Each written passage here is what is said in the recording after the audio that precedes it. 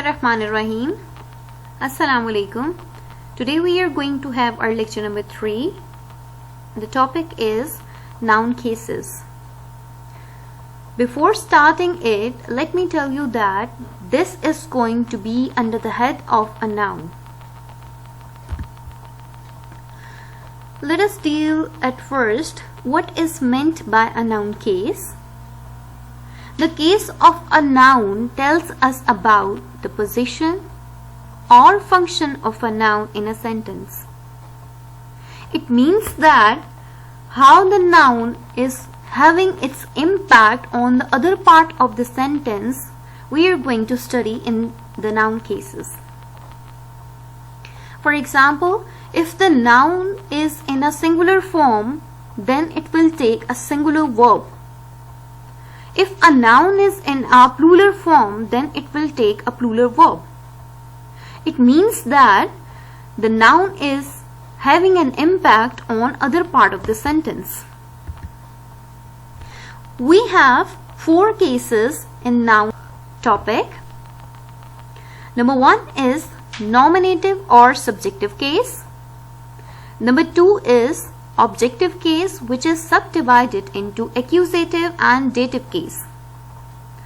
Third one is possessive case, which is also called as genitive. And the last one is vocative case. At first we are going to deal with the nominative case. A noun is said to be in a nominative case if it is the subject of a verb. Means that subject is the person or the thing who or which carries out the action of the verb in a sentence. As we know that noun comes before a verb.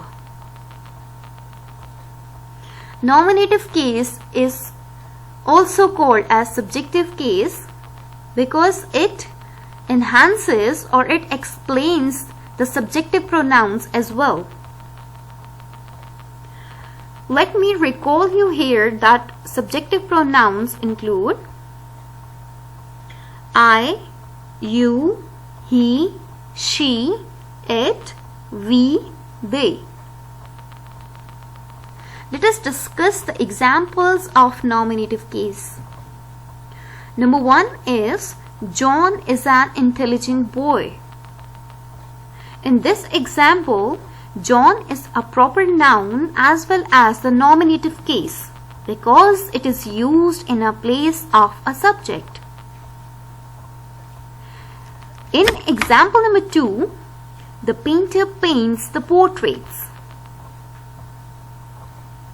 The painter is a common noun and it is in a nominative case. Before moving ahead, let me give you the recognition rule of nominative case. If you are going to confuse anywhere in a sentence about the nominative case, then you should have to apply only a single rule, that is, to identify this case, we simply have to add who or what to a verb. Means we are going to apply this rule on example number 1. Who is an intelligent boy? Now it is giving us the answer of nominative case as John is an intelligent boy. Similarly, who paints the portraits? The painter paints the portraits. I hope so. After this recognition rule, you have been clear about the nominative case. Next we have to deal with the direct and indirect object. Number 1 point in direct object is a noun or a pronoun receiving the action. Means that in a simplest sentence structure, we have subject, verb and object. In this sentence structure, the direct object will be receiving the action, comes right after the verb, whereas indirect object receives the direct object.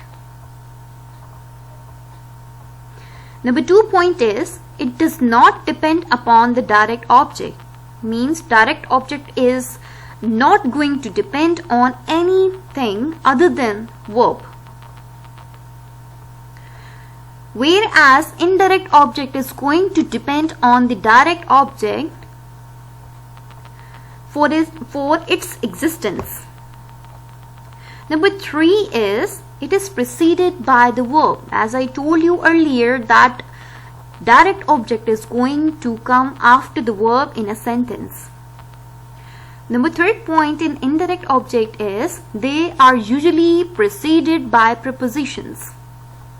That the simplest sentence structure is going to extend, then we will say like subject plus verb plus object plus any preposition, and then comes the indirect object. The recognition rule of direct object is what plus verb. That you are going to add the question word of what to a verb to recognize the direct object. Whereas the indirect object is whom plus verb. You are going to add the question word whom to a verb in order to make you clear about the indirect object. Let us discuss the direct and indirect object with respect to the example. Here we have the example, we gave a bone to our dog. In this example, we is subject, means a nominative case. Gave is verb. A bone is direct object, because if we are going to apply the recognition rule on it, it will give us the answer of what. Next, in a sentence we have preposition to, and in the last, our dog. Our dog is indirect object as it is the recipient of direct object. I hope so after this example you are clear about the direct and indirect object. Let us move towards the second case of a noun. It is objective case. In objective case, we are going to discuss about accusative case. Nouns or pronouns are said to be in objective cases if they are the direct objects of verbs. That accusative case is going to deal with the direct objects. Tip is, direct object is the person or the thing upon whom or upon which the action of the verb is carried out. As I explained to you earlier, the direct object is going to be directly related to a verb in a sentence. Let us have the look on examples of direct object cases. Number 1 is, the leopard chased him. In this example, him is the objective case because it is directly linked with the chased, and chased is a verb in this sentence. Number 2 example is, the vendors sell mangoes. In this example, mangoes is in the objective case because it is directly linked to the sell, which is a verb. Now again, we are going to have the tip to recognize the direct object. As we have discussed it earlier too, you can find the direct object by finding the verb and asking what or who. Next is dative case, which is a subtype of objective case, and it is also called indirect object case. A noun is said to be in dative case if it is the indirect object of a verb. An indirect object is the recipient of direct object, or it is preceded by preposition in a sentence. Means that to recognize the dative case or indirect object in a sentence, you just have to look for 2 points. Number 1 is it must be a recipient of direct object, and number 2 point is it must preceded by a preposition in a sentence.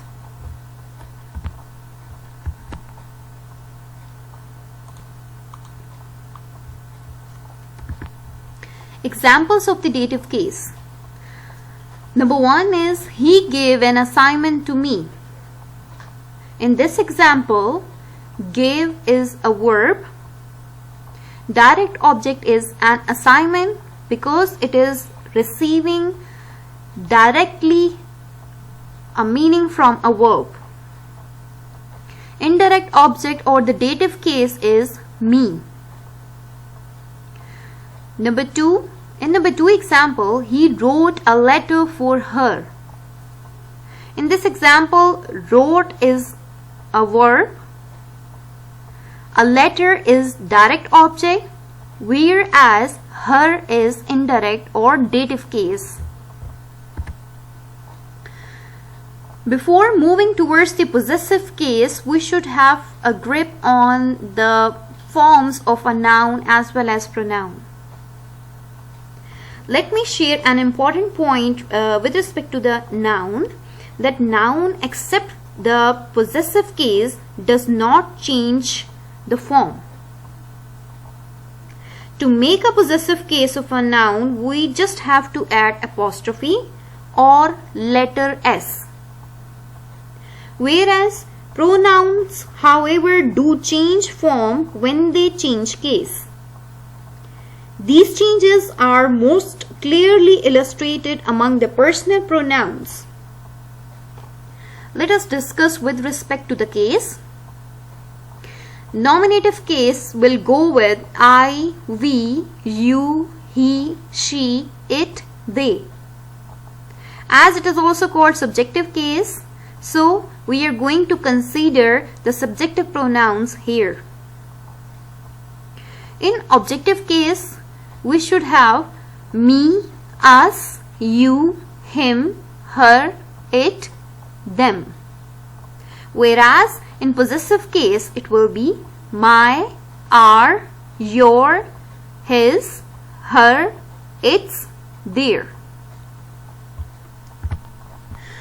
Let us now discuss the possessive case, which is also called genitive case. A noun is said to be in a possessive case if it denotes possession or an ownership. A noun or a pronoun in the possessive case is governed by the noun that follows it. It means that it shows like the noun which we are discussing about must have the ownership in the sentence. It shows 2 types of possessions with respect to the persons or non-living stuff. Persons are going to include in the living beings, and all the non-livings are going to include in non-living things. Let me tell you that the possessive case, whenever in a living form, it will go as the noun plus possession. For example, John's sister has been hospitalized. Now, in this example, John's is actually the possessive case of living being. Whereas the possessive case for the non-living being go with possession plus of plus noun. For example, it will be a wrong to say chair's leg. I have added chair with apostrophe s and then I'm going to say leg. Chair's leg. It will be wrong to say, as the possessive case in non-living case will be expressed as possession plus of plus noun.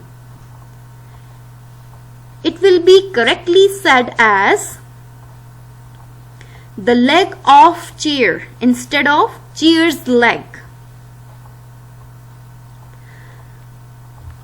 Let us deal with the example of possessive case now. Number one example is, this is your pencil. Your is in a possessive case in this example.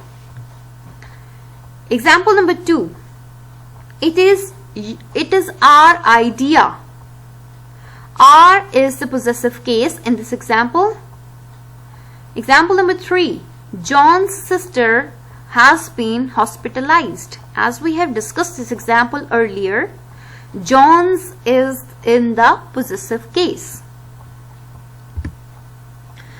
The last type is vocative case, which is also called calling case. It means that a noun or a pronoun is said to be in a vocative case if it is used to call or to get an attention of a person or persons. For example, example number one, Mr. Bill, students are waiting for you in the main hall. In this example, Mr. Bill is vocative case because Mr. Bill has been called to seek attention. Number two, you there, stand up.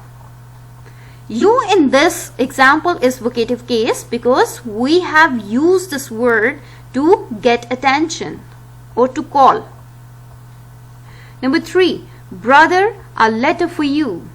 Now in this example, brother is vocative case because this word is used to get attention. In the last, we are going to conclude all the cases in each example. Example is, you know me and Mum's friend, Toby. In this example, you is used as a subjective case or nominative case. Know is verb. Me is direct object and is conjunction. It can be here or not be because we have two sentences here. That's why conjunction is necessary to use here to join up the sentences.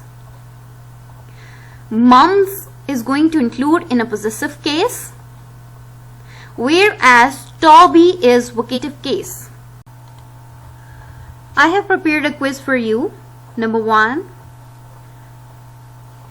noun case shows a noun's or a pronoun's relationship with the other words in a sentence. It is true or false.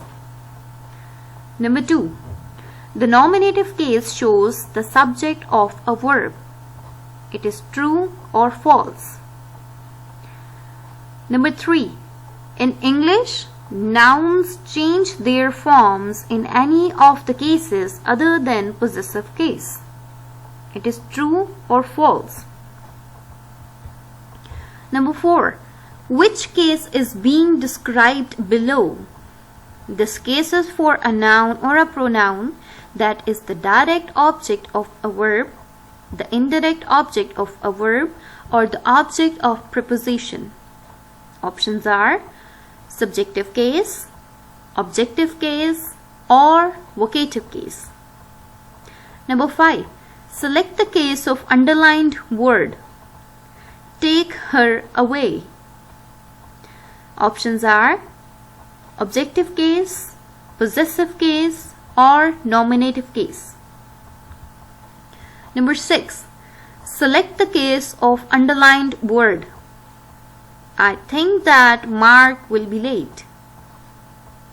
It is possessive case, nominative case, or vocative case. Number seven, select the case of underlined word. It's Jane's tray of cakes. It is objective case, nominative case, or possessive case. Number eight, select the case of underlined word. You come here now. It is subjective case, vocative case, or possessive case. Number nine, select the case of underlined word. I like to have my diary with me. It is subjective case, possessive case, or objective case. Number 10. Select the case of underlined word. Take me to your leader. It is possessive case, objective case, or vocative case. Now over here you have to pause the video and answer from 1 to 10.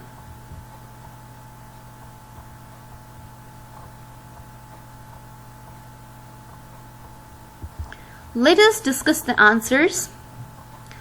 Number 1 goes with A. Number 2 goes with A. Number 3 goes with B. Number 4 goes with B. Number 5 goes with A. Number 6 goes with B. Number 7 goes with C. Number 8 goes with B. Number 9 goes with C. And number 10 goes with A. I hope so you have done all correct. If not, don't worry. Just go back to the video, resume it, and have a look on the concepts. Thank you.